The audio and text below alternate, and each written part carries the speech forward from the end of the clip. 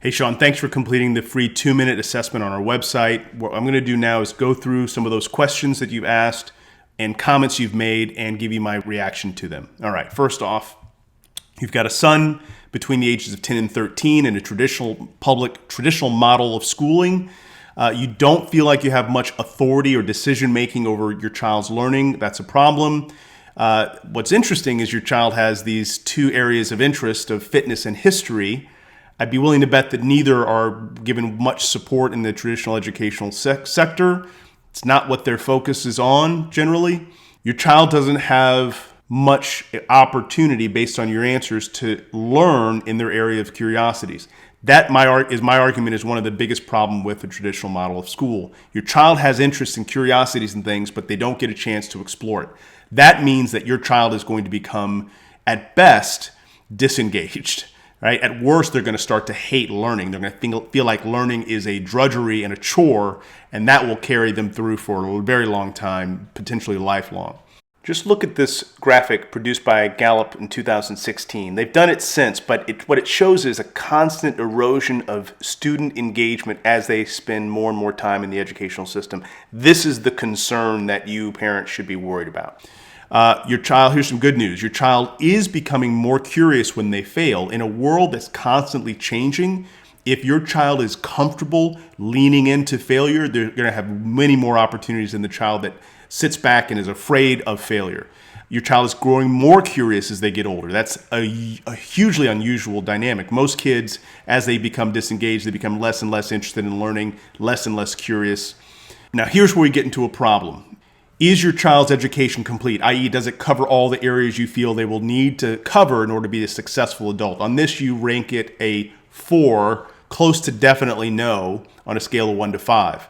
That is a real problem. That means your child is not learning the stuff that you know is going to be essential for them. So you've got two choices. You can either build it or buy it. Building it means you have to now learn how to do that yourself in your own environment, in your own ecosystem and community. That's the work I do.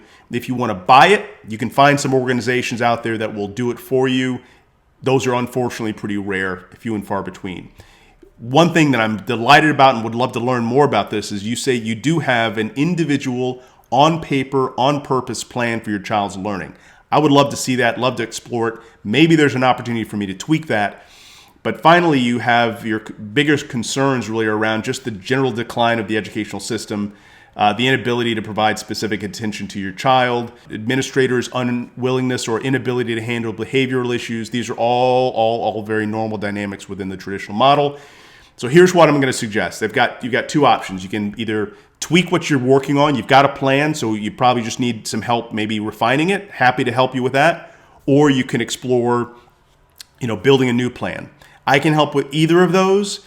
But I'm really encouraged because you've got a lot of things that you're already working on here. So here's what I'd suggest. I've got 3 options of how we can work together. The first is the free version, and that's for you to read my daily blogs on LinkedIn. I promise you, if you read that stuff, you will start to understand the educational system. You'll start being weird like me. You'll start to understand how learning is changing and what you'll need to do about it as a parent. But be warned, your child will start to love learning.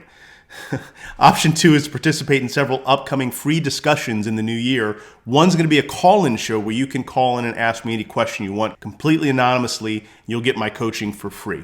The third option is frankly my least favorite, and that's the one where you just buy my time for individual coaching. It's really expensive, but it's also universally helpful. So if you can afford to pay me, though, frankly, you're not the audience I'm looking for. Who am I looking for?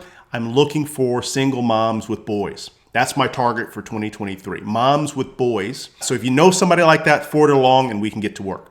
So I hope this was helpful.